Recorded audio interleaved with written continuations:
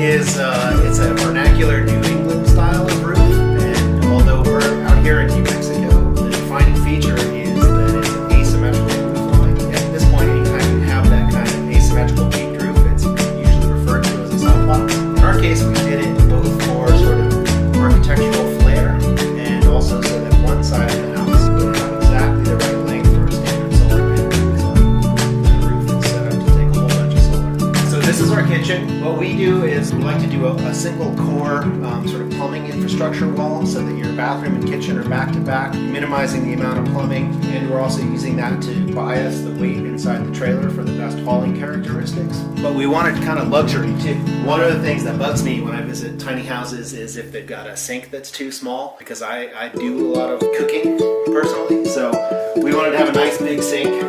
So this is bigger than you're going to have in some apartments. And then we have a sort of a diverse cooking ecosystem here, from a convection toaster oven to a 2-burner induction. But you could outfit this with a larger refrigerator or a standard stove oven.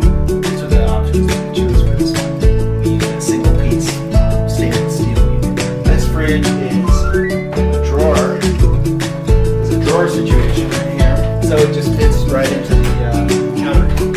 It's small, but it's very efficient. Lots of drawers, lots of storage. In fact, I sometimes think there's too much storage in this place. I don't think it's adaptable to any person's particular circumstances.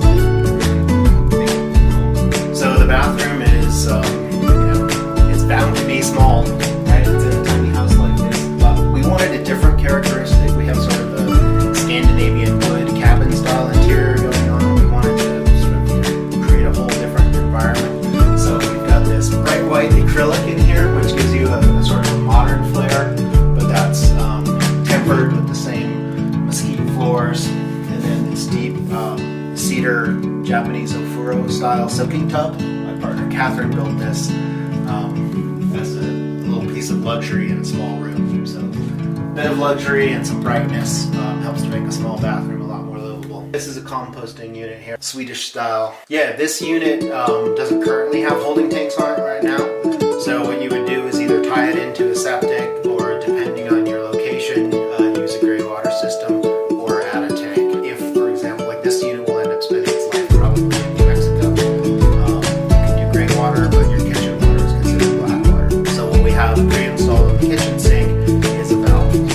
So you can direct it to a tank, or if you're not using food, you can direct it to a gray water system. We like to avoid loss whenever possible. They're enjoyable, but in a small space, we don't want to put too much weight up above or take up nice airspace. But over the bathroom is a natural place to have a small loft. You can't sleep up there, or a kid can sleep up there, a guest, or I think of it as kind of a redo. You just have a ladder mounted on the wall for a quick climb up there. And it turns out it's a nice space. A reading light, a little outlet up there. Primary bed, we're using a horizontal Murphy. Wall bed system. So it just comes down right here. So what we do is we move this little folded rocker out of the way, and our furniture actually rolls, so we can move it to the side, right? Just bring it up here. And this guy is what actually ends up supporting your bed, so that they're not in your way when you get out of bed in the middle of the night. You don't end up kicking the furniture here. You've got a little reading light, outlets at bed height. They're right next to the window. So for me, this is more enjoyable than wrong. What we do here at Extraordinary Structures is a panelized construction system. We do a computer model of anything that we're going to build. We break it into component sections, and then we use a CNC router or an automated system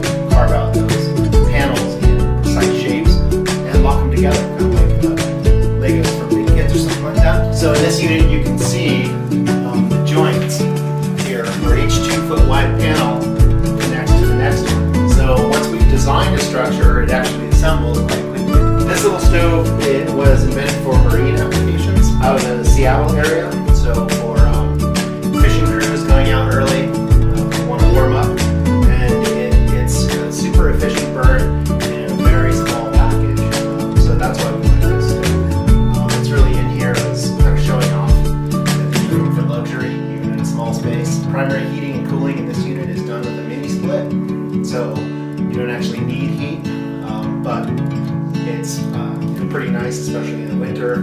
Get back from the day of skiing or snowshoeing or just hard work and be able to light up a little fire. Kind of adds that something special that makes you feel like tiny house living is a luxury rather than something that you're giving something up for. Is there anything you wish you would have done differently with this build?